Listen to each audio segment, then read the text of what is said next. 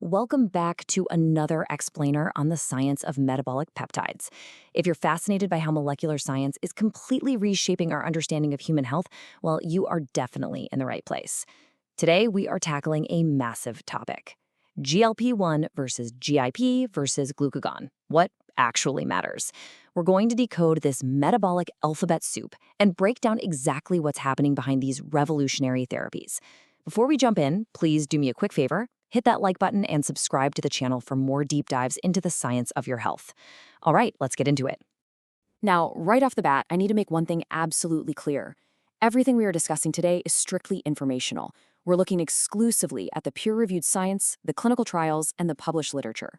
These biological tools are incredibly powerful, and they should never, under any circumstances, be used without the direct supervision of a medical doctor. Our goal here today is simple to empower you with an understanding of the science. So, here is our roadmap for today. First, the science, not the prescription. Second, the GLP-1 foundation. Third, adding GIP, the dual agonist. Fourth, glucagon, the triple agonist. Fifth, comparing the clinical results. And finally, what actually matters. Section 1. The science, not the prescription. Let's start by zooming out and looking at the broader landscape of this massive boom in peptide science. While the mainstream headlines you see every day are heavily focused on obesity and diabetes, the open-access scientific literature reveals a much wider, almost sci-fi level application of peptides. For example, biohackers and skincare enthusiasts are actively experimenting with peptides like BPC-157 for tissue repair or GHKCU for anti-aging and collagen production. Really, you can think of peptides as just short chains of amino acids that act like cellular text messages. They're literally texting your body exactly what to do.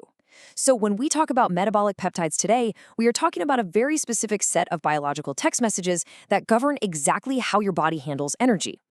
Section 2. The GLP-1 foundation. Our journey into these therapies starts with the baseline. This is the first crucial piece of the puzzle that started it all. GLP-1, or glucagon-like peptide 1. We all know medications like Semaglutide. They were originally developed for type 2 diabetes to help control blood sugar. But researchers quickly noticed a pretty massive side effect: profound weight loss. How? Well, GLP-1 fundamentally hacks the appetite piece of the equation. It increases your feeling of satiety, physically slows down how fast your stomach empties, which is known as retarding gastric emptying, and it supports insulin release. Ultimately, it relies heavily on changing the brain's hunger signals so that you just naturally eat less. Section 3. Adding GIP, the dual agonist. As the science evolved, researchers just weren't satisfied with only controlling appetite. This scientific curiosity naturally led to a pivotal question. What if reducing hunger was only one piece of the puzzle? I mean, if you can make someone eat less, that's great. But what if you could fundamentally change how their body actually processes the food they do eat? Enter Tirzepatide.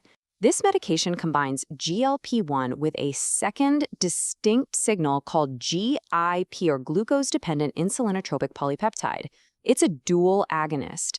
So while GLP-1 is busy telling your brain you're full, GIP goes to work at the metabolic level.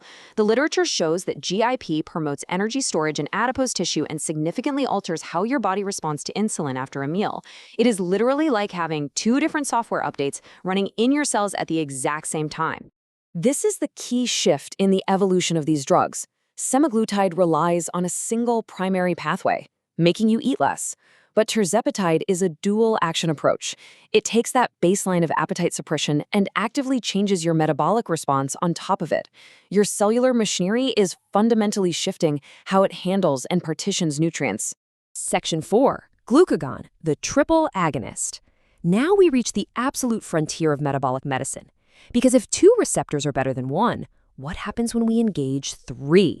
Researchers decided to add a third signal to the mix: the glucagon receptor. This gave birth to drugs like Retatrutide. Now, I do want to emphasize that Retatrutide is currently an experimental drug in phase 3 clinical trials. It is wholly unapproved. However, it is making such massive waves that a major news report out of Brazil recently highlighted how illegal sales of the unapproved drug have absolutely soared, leading to a huge spike in seizures by authorities. People are seemingly desperate for it, and the science tells us exactly why. That Brazilian news report actually perfectly captured why this third receptor is so critical. They noted that glucagon is the true differentiator. When you trigger the glucagon receptor, it actually stimulates your organism to burn more energy, even when you are just sitting on the couch doing absolutely nothing. It forces an increase in energy expenditure and dramatically enhances hepatic or liver metabolism. So now you have this highly synergistic multi-pathway regulation. You've got GLP-1 providing satiety and slowing gastric emptying. You've got GIP processing nutrients and improving insulin sensitivity. And to top it off, you have glucagon directly stimulating the liver to burn fat through a process called mitochondrial beta oxidation. It's a fully integrated, multi-pronged biological attack on metabolic dysfunction. Section 5. Comparing the clinical results. Okay, the molecular biology sounds amazing on paper, but how does stacking these 3 specific mechanisms translate into real-world results? Let's look at the numbers. The clinical data we're seeing is just absolutely striking. It shows escalating efficacy across the different generations. With the single agonist, Semaglutide, clinical trials observed an average weight loss of around 15%. You add the GIP receptor to make the dual agonist Tirzepatide, and that number jumps to about 21%. And with the triple agonist Retatrutide, trials are showing massive weight reductions of up to 24 to 28% over 48 weeks. You can literally see this layered symphony of metabolism at work. The science confirms that adding the GIP and glucagon layers isn't just some small incremental improvement. It is a profound leap in efficacy that completely surpasses what individual or even dual agonists can achieve on their own. Each receptor amplifies the effect of the others. Section 6. What actually matters?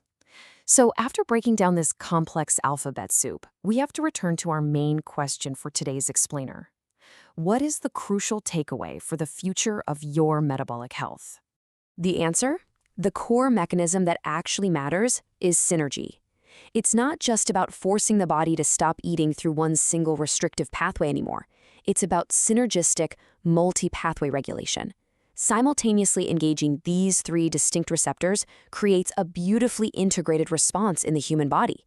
You are optimizing insulin, you're modulating appetite, and you're actively driving up energy expenditure all at the exact same time. This molecular synergy is exactly what's creating these historic outcomes. As these triple agonists move through their final phase 3 clinical trials, and as researchers keep exploring how these peptides might even reverse diseases like fatty liver and type 2 diabetes, it leaves us with one highly provocative thought. By successfully mapping and manipulating these 3 exact metabolic signals side by side, have we finally unlocked the ultimate biological cheat code for metabolic health? It is a truly fascinating time for science, and we're going to be watching the data closely. Thank you so much for joining me for this explainer. Don't forget to like this video and subscribe to the channel, and I will see you in the next one.